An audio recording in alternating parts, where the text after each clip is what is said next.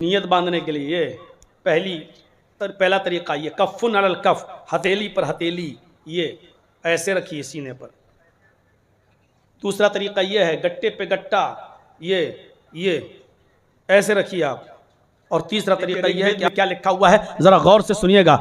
जिस तरह प्रेम करने वाली पत्नी का एक ही पति होता है,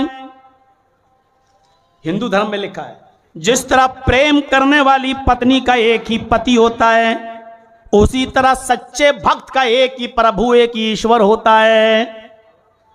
जिस तरह बहुत से मर्द रखने वाली स्त्री, बहुत से मर्द रखने वाली औरत पत्नी नहीं वेश्या कहलाती है, बहुत से मर्दों को रखने वाली, बहुत से जेंट्स को रखने वाली, बहुत से मर्दों को रखने वाली औरत पत्नी नहीं वेश्या कहलाती है। उसी तरह एक ईश्वर एक प्रभु को छोड़कर बहुत से देवी देवताओं को मानने वाला और बहुत से देवी देवताओं को पुकारने वाला भी वेश्या समान है। ये हिंदू धर्म में लिखा है।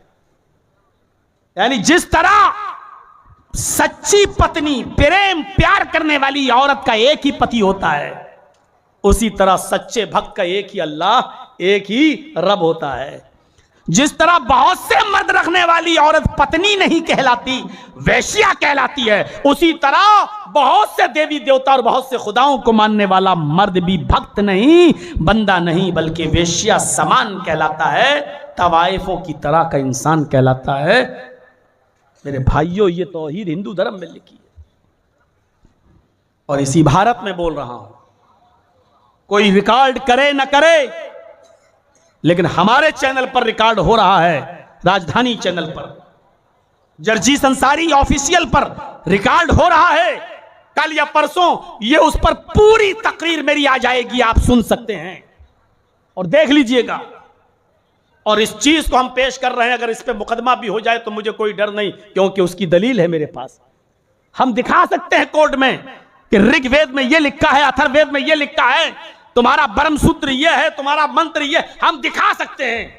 लेकिन उस चीज को हम नहीं दिखा सकते कि मौलाना ने योगी और मोदी को ललकारा, मौलाना जर्जीस को हुआ एक लड़की से प्यार। इसको कौन दिखा पाएगा भाई? तो मेरे भाइयों, यह तौहीद है, लेकिन इस तौहीद के साथ साथ हिंदू धर्म में शिर्क भी भरा पड़ा है। तुम्हारे 33 करोड़ देवी देवता हैं, सबको प्रसन्न करो। एक देवी एक देवता एक ही दिन में प्रसन्न होगा, एक दिन में दो नहीं हो सकते। और 33 करोड़ को प्रसन्न करना जरूरी है। यदि एक भी अप्रसन्न रहा तो जिंदगी भर की तपस्या भंग। अब 33 करोड़ देवी देवताओं को खुश करने के लिए कितने दिन चाहिए? एक देवी या एक देवता एक दिन में खुश होगा, बस एक दिन में दो खुश नहीं हो सकते हैं। एक दिन में कितना होगा? एक। और कितने हैं? 33 करोड़। और सबको खुश करना जरूरी है। अगर एक भी ना खुश रहा तो जिंदगी भर की तपस्या भंग, जिंदगी भर की तपस्या बेकार। तो आप बताइए 33 करोड़ देवी देवताओं को खुश करने के लिए कितना दिन चाहिए? बिल्कुल सीधा सा जवाब है। अगर मैं आपसे यह कहूं कि मेरे दामन में कितने अंडे हैं, अगर आप बता दो तो पांचों तुम्हारे, तो कितने हुए? लगता है नींद में है, 3:30 बजने वाले हैं। अब अगर मैं ये कहूं कि बताओ मेरी शेरवानी में कितने अंडे हैं, अगर बता दो तो पांचों तुम्हारे, तो कितने अंडे हुए? 5 हुए। सीधा सा जवाब। 33 करोड़ देवी देवता हैं और एक देवी या एक देवता एक दिन में ही खुश हो सकता है, एक दिन में दो नहीं हो सकते। और 33 करोड़ को खुश करना जरूरी है। तो बताओ 33 करोड़ देवी देवता कितने दिन में खुश होंगे? 33 करोड़ दिन में।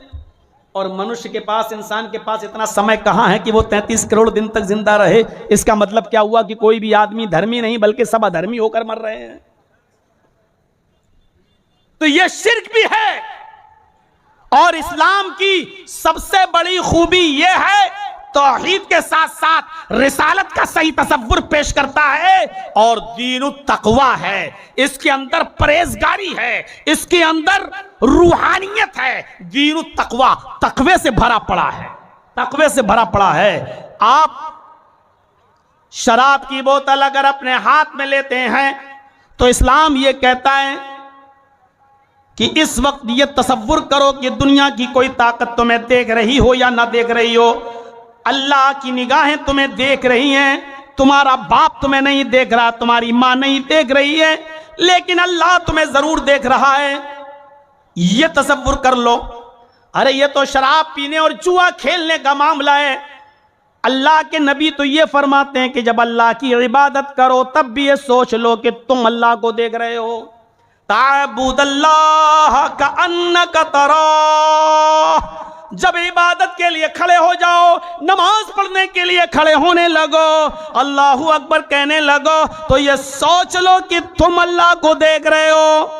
कैसा डर पैदा किया, कैसा खौफ पैदा किया जब तुम ये सोचोगे कि नहीं हम अल्लाह को देख रहे हैं। अगर कोई ये सोच ले कि मैं डीएम के सामने हूं और मैं डीएम को देख रहा हूं तो कोई गलत हरकत करेगा, कोई देख रहा हो पुलिस वाले सामने खड़े हैं और वो पुलिस को देख रहा हो तो कोई जुआ खेलेगा। मेरे भाइयों, अगर ये तसव्वुर तुम अपने अंदर पैदा कर लो कि तुम अल्लाह को देख रहे हो, तो आदमी उस नमाज को कितनी अच्छी तरीके से पढ़ेगा। अल्लाहु अकबर।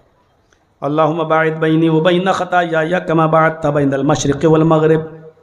ये दुआ याद नहीं तो सुब्हानक अल्लाहुम्मा व बिहम्दिका व तबारक अस्मुका व तआला जद्दुका व ला इलाहा गैरुक। अल्हम्दुलिल्लाहि रब्बिल आलमीन अर्रहमानिर रहीम मालिकि यौमिद्दीन। अलम तरा कैफ़ फ़अल रब्बुका बिअस्हाबिल फ़ील।